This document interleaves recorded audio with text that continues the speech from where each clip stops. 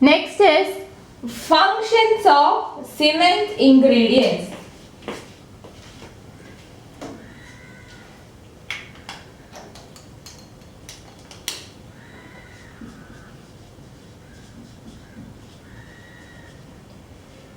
Functions of cement ingredients. സിമെന്റിന്റെ ഈ ഓരോ ഇൻഗ്രീഡിയൻസിന്റെയും functions എന്താണെന്ന് നോക്കാം. നമ്മൾ എന്തുകൊണ്ടാണ് ഓരോ ഇൻഗ്രീഡിയൻസ് ആഡ് ചെയ്യുന്നത്? ഓരോ ഇൻഗ്രീഡിയൻസ് സ്പെസിഫിക് ആയിട്ടുള്ള പ്രോപ്പർട്ടീസ് സിമെന്റിന് ഇമ്പാർട്ട് ചെയ്യും. അതുകൊണ്ടാണ് നമ്മൾ ഓരോ ഇന്ന ഇൻഗ്രീഡിയൻസ് തന്നെ സിമെന്റിനെ യൂസ് ചെയ്യണമെന്ന് പറയുന്നത്. സോ നമുക്ക് ഓരോ ഇൻഗ്രീഡിയൻസും ഫങ്ഷൻ എന്താണെന്ന് നോക്കാം. Functions of cement ingredients. First ingredient is lime. So lime in the functions എന്താണ്? It is the major ingredient of cement and constitutes about 2/3 of cement. Lime ആണ് major ingredient. ഒരു 2/3 of സിമെന്റിന്റെ ഒരു 2/3 lime ആണ്. Its proportion should be carefully maintained. അത് excess ആണെങ്കിൽ excess quantity of lime causes more expansion of hardened cement and leads to cracking.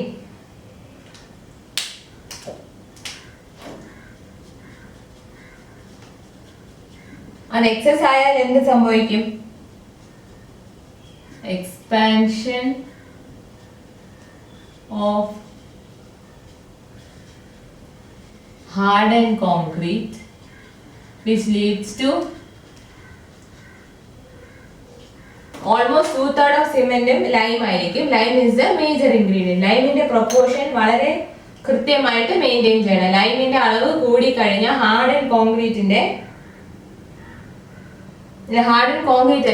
Harden സിമെന്റിന്റെ expansion ഉണ്ട്. Cement harden ആയി കഴിഞ്ഞ സിമെന്റ് എക്സ്പാൻഡ് ചെയ്യും ലൈം കൂടുതലാണെങ്കിൽ. അങ്ങനെ എക്സ്പാൻഡ് ചെയ്യുമ്പോൾ എന്ത് സംഭവിക്കും? ക്രാക്കിംഗ് ഉണ്ടാവാനുള്ള സാധ്യതയുണ്ട്. അതുപോലെ തന്നെ ലെസ് എമൗണ്ട് ആണെങ്കിൽ mix will be improper and lead to low strength.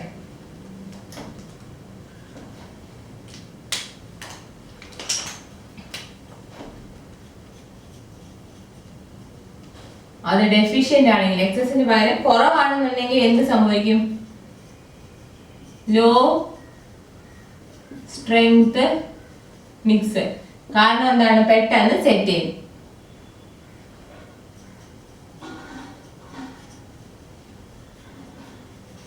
ലൈമിന്റെ അളവ് കുറവാണെങ്കിൽ സിമെന്റ് പെട്ടെന്ന് സെറ്റ് ചെയ്യും. സോ പെട്ടെന്ന് സെറ്റ് ചെയ്യുന്ന കാരണം സിമെന്റിന്റെ മിക്സിന്റെ സ്ട്രെങ്ത് കുറവായിരിക്കും. So lime is the major ingredient constituting about 2/3 of cement. If lime is present in excess, it leads to the expansion of hardened cement, thereby leading to cracking. Whereas deficient quantity of lime will lead to low strength mix. Mix will be improper and will lead to low strength acid sets quickly. Now the next ingredient is silica. Silica പറ്റി പറയുകയാണെങ്കിൽ its presence in proper quantity forms calcium silicate which gives strength to cement. Gives strength by formation of calcium silicate.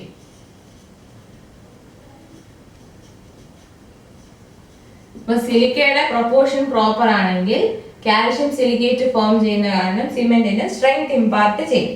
Next is aluminium. Aluminium എങ്ങനെയാണ്? presence of alumina imparts quick setting property to cement. Aluminium ഉള്ളതുകൊണ്ടാണ് quick setting property, and also if in excess it will weaken the cement as it acts as flux which lowers clinkering temperature. അത് excess ആണെങ്കിൽ എന്ത് ചെയ്യും? ക്ലിങ്കറിംഗ് ടെമ്പറേച്ചറിനെ കുറച്ചിട്ട് സിമെന്റിനെ വീക്കൻ ചെയ്യും. Weakens cement by reducing clinkering temperature.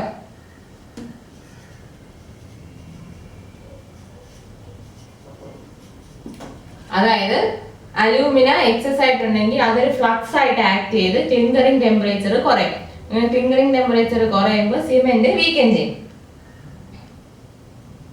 So alumina excess ആവാൻ പാടില്ല. കാരണം high temperature വേണം നമുക്ക് പ്രോപ്പർ സിമെന്റ് ഉണ്ടാക്കിയെടുക്കാൻ. ഹൈ ടെമ്പറേച്ചർ വേണം. സോ അലൂമിനയുടെ എമൗണ്ട് എക്സസ് ആയി കഴിഞ്ഞാൽ ക്ലിങ്കറിംഗ് ടെമ്പറേച്ചർ റെഡ്യൂസ് ചെയ്യും.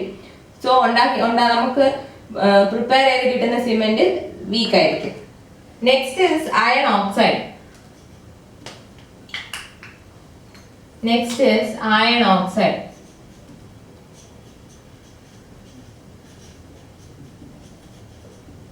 Iron oxide ne പറ്റി പറയുകയാണെങ്കിൽ it imparts color, strength and hardness. Iron oxide imparts color, strength and hardness. Iron oxide ആണ് സിമെന്റിന് കളറും സ്ട്രെങ്ത്തും ഹാർഡ്നെസ്സും കൊടുക്കുന്നത്. Next ingredient is magnesia.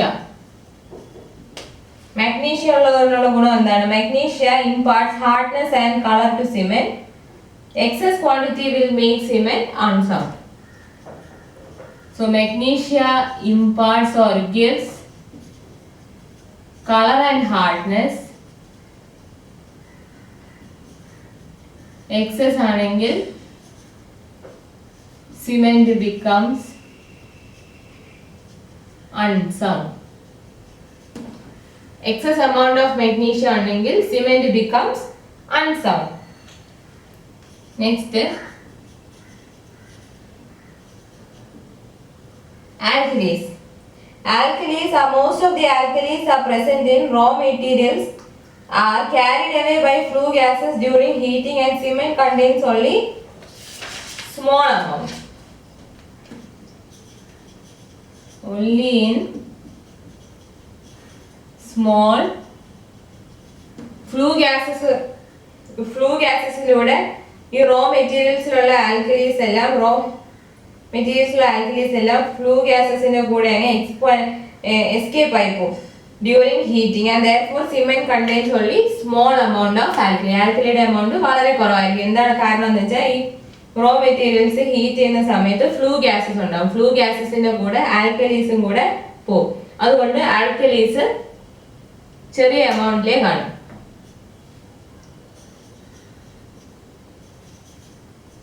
carried away with flue gases. Raw മെറ്റീരിയൽസിലുള്ള ആൽക്കലീസ് ഫ്ലൂ ഗ്യാസസിൻ്റെ കൂടെ ക്യാരിഡ് അതിനെ ഹീറ്റ് ചെയ്യുന്ന സമയം. സോ ചെറിയ എമൗണ്ടിലായിരിക്കും ആൽക്കലീസ് സിമെന്റിനകത്ത് ഉണ്ടാവും.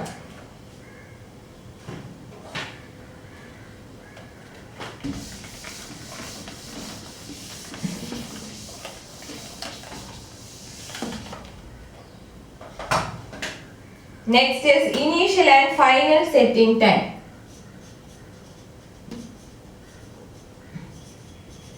Initial and final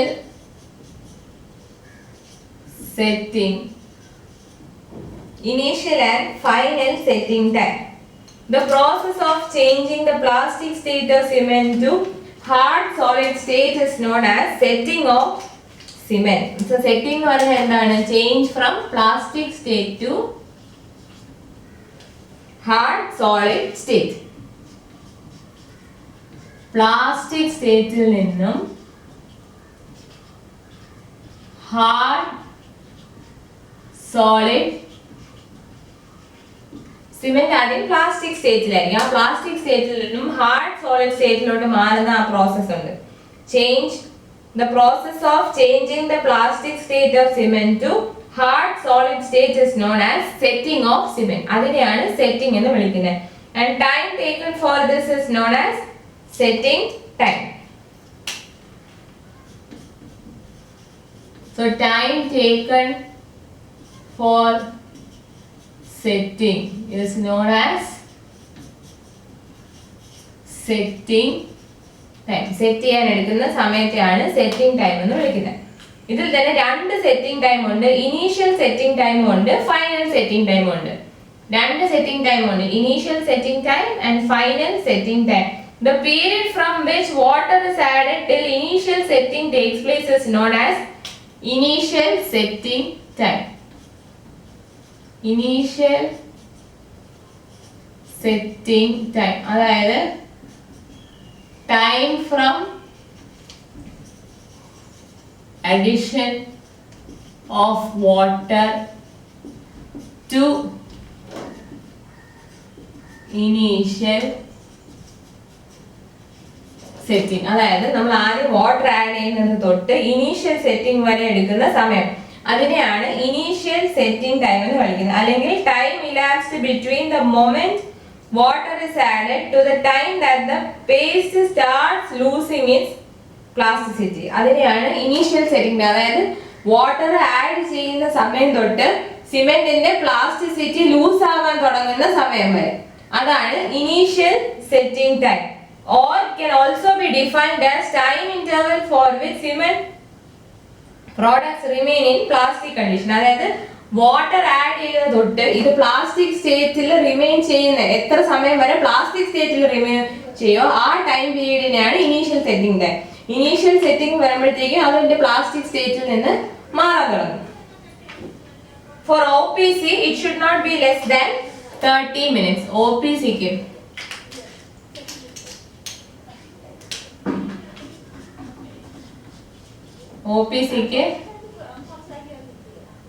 not less than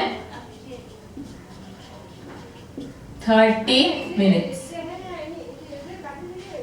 So OPCക്ക് initial setting time 30 minutes കുറയാൻ പാടില്ല. Whereas final setting time is a time taken for stage of setting of cement at which plastic cement becomes hard solid mass. Final setting time. Final setting time എന്താണ്?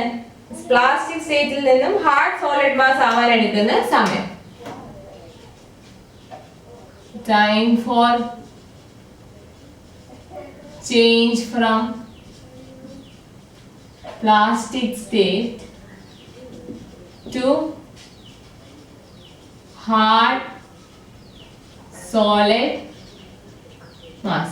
Plastic സ്റ്റേറ്റിൽ നിന്നും hard solid mass ആവാൻ എടുക്കുന്ന സമയമാണ് final setting time. So it is the time elapsed between the moment water is added to cement and the time when the paste has completely lost its plasticity and attained sufficient strength. അതായത് water add ചെയ്യുന്ന സമയം തൊട്ട് complete ആയിട്ട് അതിന്റെ plasticity പോയി hard mass ആയി ആവശ്യത്തിന് strength attain ചെയ്യാൻ എടുക്കുന്ന സമയം, അതാണ് final setting time.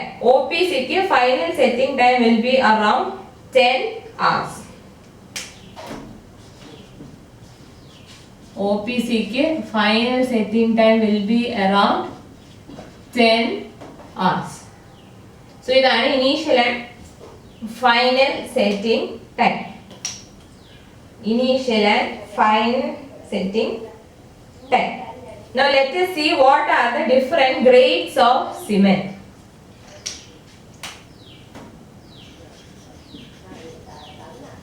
Grades of cement. 33 grade cement, 43 grade cement and 53 grade cement. 33 grade, 43 grade and 53 grade. അങ്ങനെ 3 ഗ്രേഡ് ഉണ്ട്. 33 ഗ്രേഡ് സിമെന്റിന്റെ ക്യാരക്ടറിസ്റ്റിക് എന്താണെന്ന് വെച്ചാൽ the 28-day compressive strength should be greater than 33 and up to 42 mm. 28-day compressive strength പറയുന്നത് 33 newton per mm square തൊട്ട് 42 newton per mm സ്ക്വയറിന്റെ ഇടയിലായിരിക്കും. അതായത് cement prepare ചെയ്തതിനു ശേഷം അതിന്റെ ക്യൂബ് ഉണ്ടാക്കും. ക്യൂബ് ഉണ്ടാക്കി വെച്ചിട്ട് 28 days കഴിഞ്ഞ് അതിന്റെ കംപ്രസീവ് സ്ട്രെങ്ത് ടെസ്റ്റ് ചെയ്യും. സിമെന്റ് സാൻഡും കൂടെ സിമെന്റ് സാൻഡ് മോർട്ടാർ ഉപയോഗിച്ച് സിമെന്റ് ക്യൂബ് ഉണ്ടാക്കി അതിനെ വാട്ടറിൽ ഇട്ട് വെച്ചതിന് ശേഷം ഒരു ദിവസം കഴിഞ്ഞ് അത് ഇളക്കും. സിമെന്റ് ക്യൂബിനെ ഇളക്കി എടുത്ത് 28 days വാട്ടറിൽ വെച്ചതിന് ശേഷം പിന്നെ അതിനെ എടുത്ത് ക്ലീൻ ചെയ്തിട്ട് അതിന്റെ കംപ്രസീവ് സ്ട്രെങ്ത് കണ്ടുപിടിക്കും. അതായത് സിമെന്റ് ക്യൂബ് ഉണ്ടാക്കി 28th ഡേയിൽ അതിന്റെ കംപ്രസീവ് സ്ട്രെങ്ത് കണ്ടുപിടിക്കുമ്പോൾ കംപ്രസീവ് സ്ട്രെങ്ത്തിന്റെ വാല്യൂ 33 Nm²ന്റെയും 42 Nm²ന്റെ ഇടയിലായിരിക്കണം ആസ് പെർ IS. അങ്ങനെയാണെങ്കിൽ അത് 33 ഗ്രേഡ് സിമെന്റ്. വെയർആസ് 43 ഗ്രേഡ് സിമെന്റിനാണെങ്കിൽ 43ക്കും 52ന്റെയും ഇടയിലായിരിക്കണം. 28 day compressive strength 43 Nm² and 52 Nm²ന്റെ ഇടയിലായിരിക്കണം. 28 day compressive strength for 43 grade cement should be between 43 Nm/mm² and 52 Nm/mm². അതുപോലെ 53 grade cement ആണെങ്കിൽ 28 day compressive strength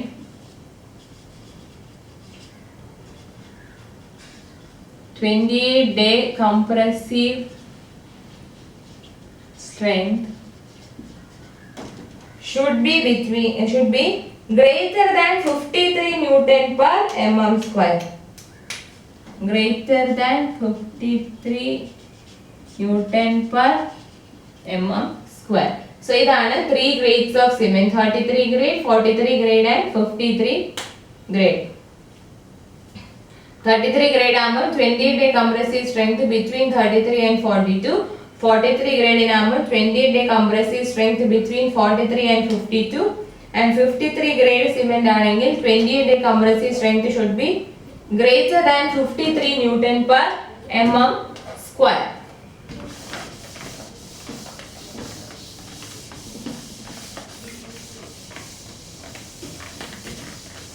Now let us see what are the physical requirements of OPC or physical properties of OPC.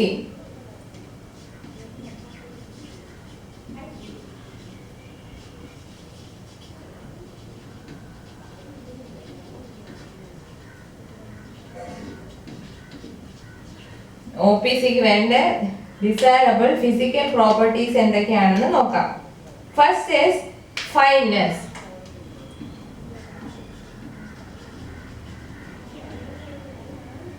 The rate of chemical reaction is largely dependent upon fineness of cement. Rate of chemical reaction. The rate of chemical reaction depends on fineness.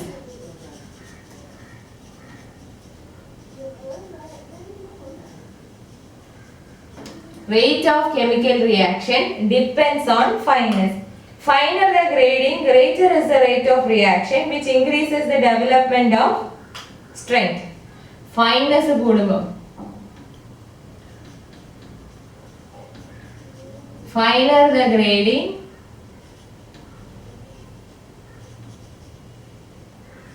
chemical reaction rate increases. Grading finer ആകുമ്പോൾ greater is the rate of chemical reaction, therefore increases the development of strength.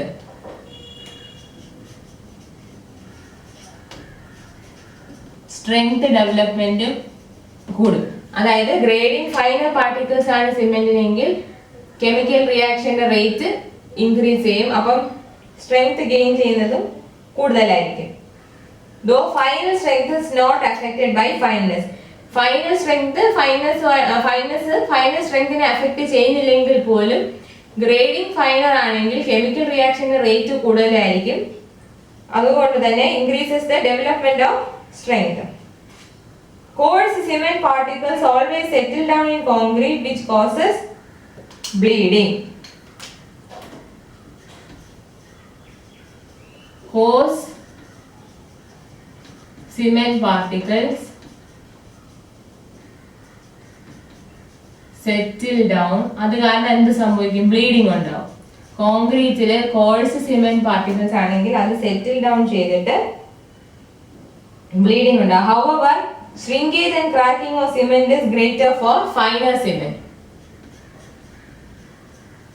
അതുപോലെ finer cement ആണെങ്കിൽ more cracking and shrinkage.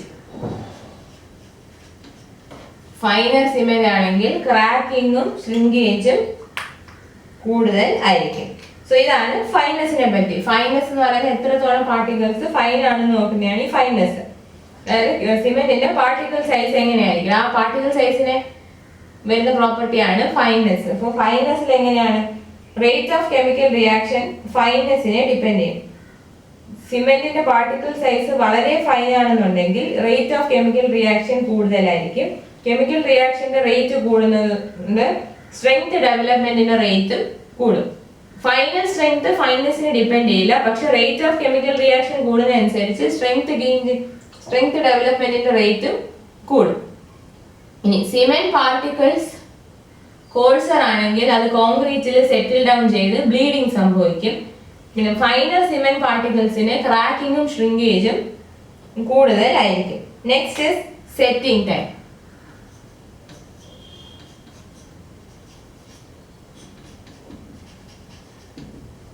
Setting time എന്ന് പറയുന്നത് setting time of cement may be divided into two, initial setting time ഉം final setting time. അതിൽ പറയുന്നത് എന്താ?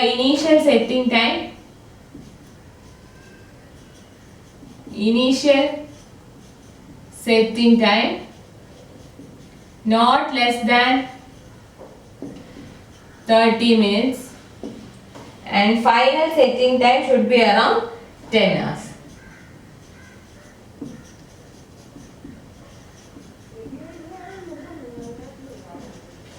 So initial setting time 30 minutes കുറയാൻ പാടില്ല. Final setting time about 10 hours ആയിരിക്കും. Next is soundness.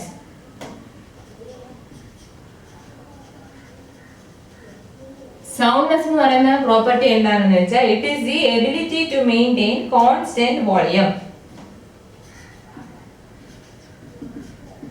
Ability to maintain constant volume. ഒരു constant volume maintain ചെയ്യാനുള്ള കഴിവിനെയാണ് soundness എന്ന് വിളിക്കുന്നത്. So cement having some quantity of free lime and magnesia undergo large changes in volume as time elapses, tending to cause cracks. അതായത് free ലൈമും magnesium, excess ലൈമും magnesium ഉണ്ടെങ്കിൽ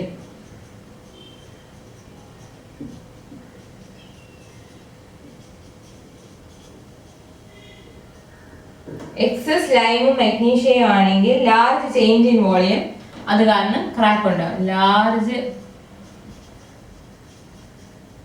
change in volume leading to crack formation. അതായത് സിമെന്റിനകത്ത് magnesium ലൈമും കൂടുതലാണെങ്കിൽ time elapse ചെയ്യുന്നതനുസരിച്ച് വോളിയത്തിൽ large change ഉണ്ടാവും. അങ്ങനെ ലാർജ് ചേഞ്ച് ഇൻ വോളിയം ഉണ്ടാകുന്നതുകൊണ്ട് ക്രാക്സ് ഉണ്ടാവും. Next is heat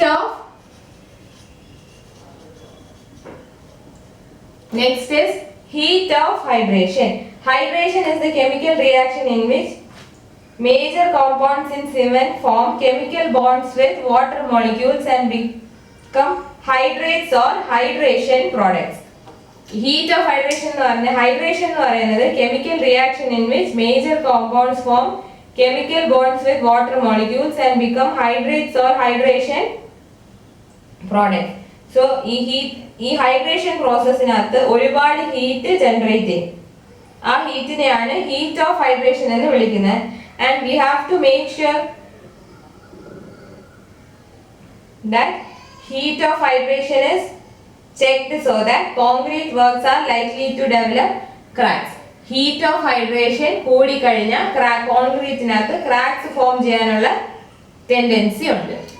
so hydration എന്ന് പറഞ്ഞാൽ എന്താണ്? Chemical reaction where compounds of cement form chemical bonds with water. Hydration എന്ന് പറഞ്ഞാൽ cement compounds form chemical bond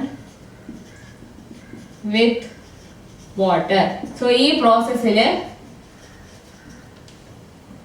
cement compounds water മോളിക്യൂൾസുമായിട്ട് കെമിക്കൽ ബോണ്ട്സ് ഫോം ചെയ്യുമ്പോൾ heat is generated. ആ ഹീറ്റാണ് heat of hydration. So we have to, special care is to be taken to check the heat of hydration, otherwise it will develop cracks. Check heat of hydration to prevent cracks. Cracks വരാതിരിക്കാൻ വേണ്ടി heat of hydration നമ്മൾ check ചെയ്യണം. Now the last physical requirement is compressive strength. Compressive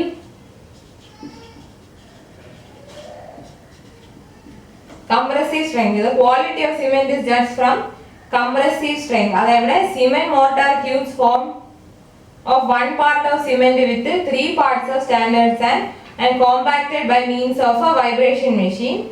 It is specified in terms of 1 day, 3 day and 28 days. Compressive strength 1 day, 3 day and 28 day compressive strength ഉണ്ട്. Compressive strength എങ്ങനെയാണ് check ചെയ്യുന്നത്? We make compressive strength check ചെയ്യാൻ cement mortar cubes ഉണ്ടാക്കണം. Cement mortar cubes. അതിനകത്ത് 1 part cement plus 3 parts of sand. അങ്ങനെ cement mortar cube ഉണ്ടാക്കും with 1 part cement and 3 parts of sand. അതിനെ നമ്മൾ compacted by, അതിനെ എന്നിട്ട് കോമ്പാക്ട് ചെയ്യണം. Then compact by means of vibrating machine. Compact by means of vibrating machine. അതിനെ vibrating machine ഉപയോഗിച്ച് compact ചെയ്ത് നമ്മൾ compressive strength 1 day, 3 day, 28 ഡേയ്സിൽ എടുക്കും. അതായത് compressive strengthനെ 1 day extra compressive strength ഉണ്ട്, 3 day compressive strength ഉണ്ട്, 28 days compressive strength ഉണ്ട്. അതായത് ക്യൂബ് ഉണ്ടാക്കി ഒരു ദിവസം കഴിഞ്ഞ് എടുക്കുവാണെങ്കിൽ 1 day compressive strength, ക്യൂബ് ഉണ്ടാക്കി 3 days കഴിഞ്ഞ് എടുക്കുവാണെങ്കിൽ 3 day compressive strength, ക്യൂബ് ഉണ്ടാക്കി 28 days കഴിഞ്ഞാണ് ടെസ്റ്റ് ചെയ്യുന്നതെങ്കിൽ 28 day compressive strength.